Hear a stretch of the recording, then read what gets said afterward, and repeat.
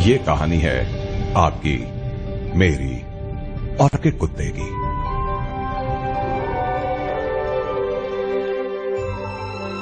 ज्यादा अरसा नहीं हुआ जब कुत्ते नहीं थे, उनका वजूद ही नहीं था। अब तो कुत्ते बड़े भी होते हैं, छोटे भी, चिपट कर बैठने वाले, रखवाले और शिकारी भी। जिस तरह का कुत्ता आपको चाहिए मिलेगा। मगर ये हुआ कैसे? ये सब आए कहां से? सवाल सिर्फ कुत्तों का नहीं है। इतनी तरह के जीव क्यों हैं हमारे इस छोटे से ग्रह पर?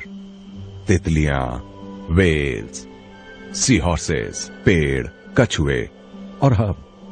पृथ्वी पर एक ही तरह का जीवन क्यों नहीं है? आखिर कहां से अलग अलग किस्म के इतने जीव आए हैं?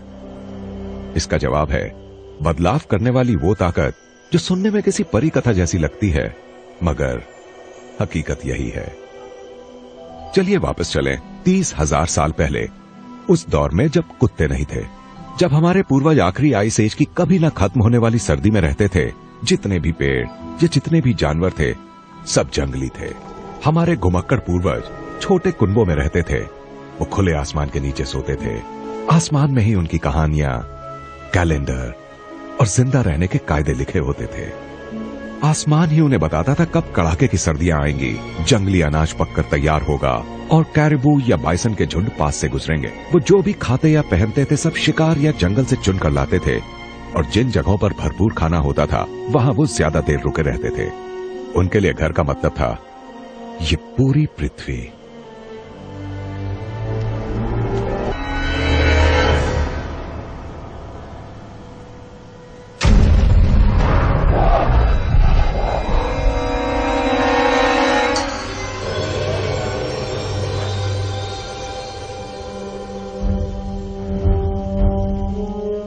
हड्डी तो सारे भेड़ियों को चाहिए, मगर उनमें से ज्यादातर करीब आने में हिचकते हैं। वो डरते हैं क्योंकि उनके खून में स्ट्रेस हार्मोन ज्यादा होता है। ये जिंदगी और मौत का सवाल है। इंसानों के ज्यादा नजदीक जाना जानलेवा भी हो सकता है, मगर कुछ भेड़ियों में कुदरती वजहों से इन हार्मोन्स का स्तर थोड़ा कम होता है, इसलिए उन्हें इंसानों से उतना डर नहीं लगता।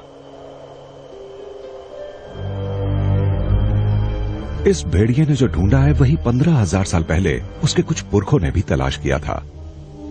जिंदा बचे रहने का शानदार तरीका, यानी इंसानों के लिए पालतू बनना।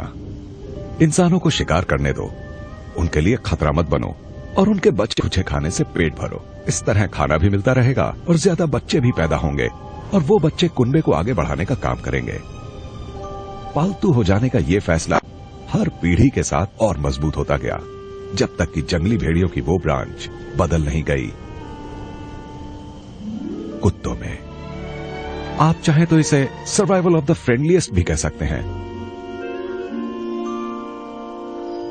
और जाहिर है इससे इंसानों को भी बहुत फायदा हुआ। बचा खुचा खाने वाले कुत्ते सिर्फ सफाई का काम नहीं करते थे, हिफाजत भी करते थे।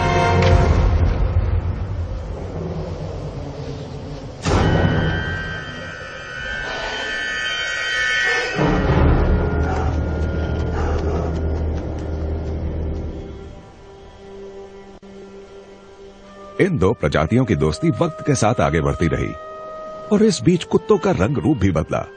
खूबसूरत होने के भी फायदे होने लगे। जो कुत्ता जितना प्यारा दिखता था, उसे जिंदा रहने और अपने जीन्स दूसरी पीढ़ी तक पहुंचाने का ज्यादा मौका मिलता था। जो समझौता आपसी फायदे के लिए हुआ था, वो वक्त के साथ गहरी दोस्ती में बदलता गया।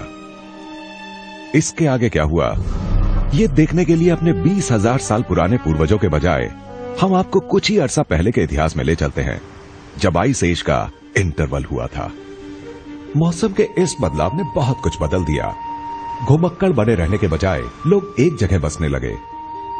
एक नई चीज भी सामने आई, गांव। शिकार करने और खाना ढूंढने के अलावा लोग अनाज पैदा करना और कपड़े बनाना भी सीख गए, और खेती भी।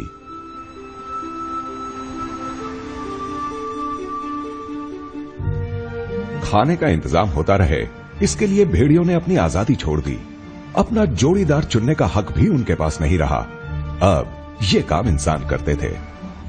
ऐसे कुत्तों को मार दिया जाता था जिन्हें सिखाया नहीं जा सकता था, या जो मालिक को ही काट लेते थे। ब्रीडिंग सिर्फ उन्हीं की होती थी जो इंसान को पसंद होते थे। और वही कुत्ते पाले जाते थे जो इंसान के काम आते थे, शिकार में, समूह संभालने में, हिफाजत में, ढुलाई में और साथ देने में। इंसान कुत्ते का वही बच्चा चुनता था जो उसे सबसे ज्यादा पसंद आता था। कई पीढ़ियों के बाद कुत्तों में बदलाव आ गए। इस तरह के विकास को आर्टिफिशियल सिलेक्शन या ब्रीडिंग कहते हैं। भेड़ियों को कुत्तों में बदलकर हम इंसानों ने पहली बार विकास का काम अपने हाथों में लिया था और तभी से हम अपनी जरूरत के पेड़ पौधों और जानवरों के साथ ऐसा ही करते आ रहे हैं। 15 या 20 हजार सालों के मामूली से कॉस्मिक टाइम में हमने भूरे रंग के भेड़ियों को तरह तरह के रंग रूप वाले कुत्तों में बदल दिया है। जरा सोचिए, कुत्ते की जो भी प्रजाति आप देखते हैं सब इंसान के हाथों गढ़ी गई हैं। हमारे सबसे पसंदीदा और सबसे मशहूर ब्रीड वाले ज्यादातर कुत्ते तो पिछली कुछ सदियों के दौरान ही तैयार हुए हैं।